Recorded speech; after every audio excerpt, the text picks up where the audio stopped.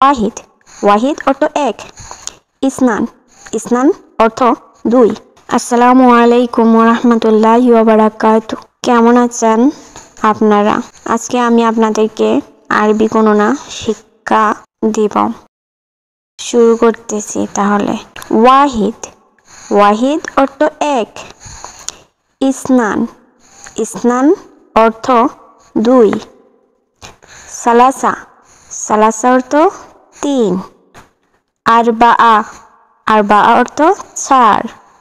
খামসা, খামসা অর্থ পাঁচ। সিত্তা, সিত্তা অর্থ ছয়। সাবআ, সাবআ অর্থ সাত। সামানিয়া, সামানিয়া অর্থ আট। তিসআ, তিসআ অর্থ নয়। আশারা, আশারা অর্থ 10।